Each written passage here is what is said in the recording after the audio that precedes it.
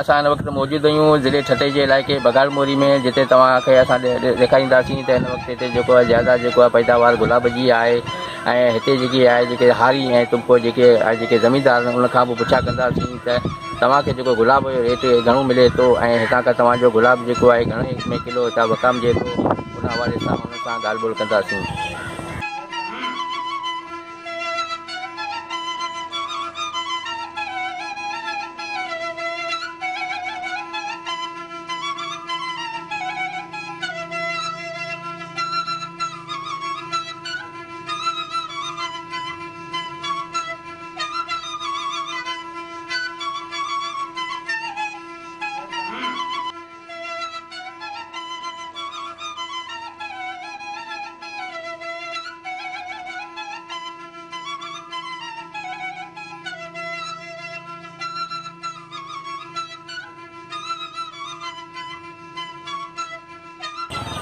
असांजो गुलाब इन मौसम में तमामु 2 एकड़ गुलाब आहे, तमामु घटि पियो हले, 4 किलो 5 किलो पियो हले। हिते जा जेके आहिनि वापारी 40-50 रुपया किलो असांखे ॾीनि था। ॿियनि हर शहर में जिते बि वञे थो 500-600 रुपया किलो हले पियो। असांजो महिरबानी करे रेट वधायो वञे।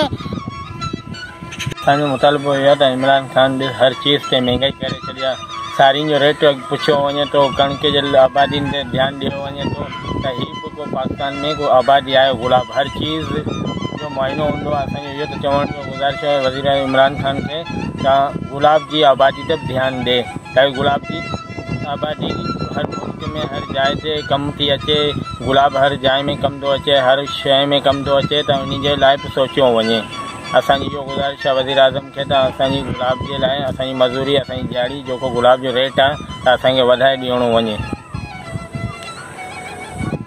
असांजो गुलाब 2 एकड़ आहे, 6 किलो माल ॾींदो आहे। 50 रुपया किलो हितां असांजा वापारी खणंदा आहिनि कांटे तां। उनजी मज़ूरी बि आहे ॿारनि जी, हर नंढड़ो माल 30 रुपया दिहाड़ी आहे। 50 रुपया किलो वापारी वठनि पिया असांखां। असीं हैदराबाद हर शहर में 500-600 रुपए किलो गुलाब विकिजे पियो। इन जे करे असीं वज़ीर आला खां अपील था करियूं ताकि जल्द में जल्द असांजे गुलाब जो रेट वधायो वञे। छाजे करे त हींअर महांगाई जो दौर थी वियो आहे। जेको यूरिया जी बोरी 2200 मिलंदी हुआ हाणे 2500 थी विया। दवा जेका 1200 मिलंदी हुआ हाणे 1500 थी विया। हर चीज़ ते महांगाई थी वई आहे। मज़ूर जेको 20 रुपया वठंदो हुओ हाणे 30 रुपया दाड़ी करे वियो आहे।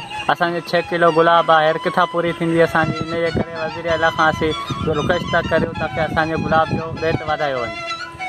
50 रुपया किलो वापारी असांजो गुलाब बिल्कुलु घटि आहे। ऐं अॻियां कराची में विकिजे पियो माना 400-500 रुपया किलो। असां महंगी खां बि असां हिसाब कयो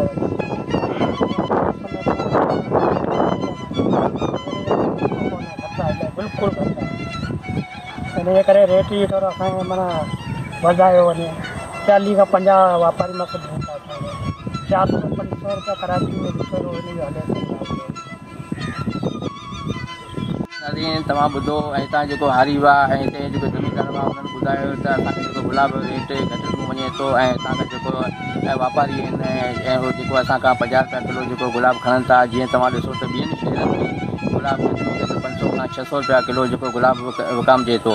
ऐं उन हवाले सां हिननि ॿुधायो त जेको हिन वक़्तु हाणे दवाऊं महांगियूं हुअण जे करे ऐं जेको रेट जेको हर हुकूमत जेको आहे रेटनि खे वधाए पई, हर चीज़ जे रेट खे वधाए पई, टैक्स लॻाए पई, पर हिननि गुलाब जे वणनि जे हवाले सां ऐं गुलाब जी गुलनि ते को बि रेट मुक़ररु न करे सघी आहे। जीअं हर आबादी जे हवाले सां तव्हां ॿुधो हूंदो सारियुनि जो बि रेट जेको आहे मुक़ररु करे थी ऐं कणिक जो बि रेट मुक़ररु करे थी, पर गुलाब जो रेट जेको आहे सिंध गवर्नमेंट मुक़ररु न करे सघी। कैमरा टीम सां गॾु मलक मंसूर, सोच TV ठटो।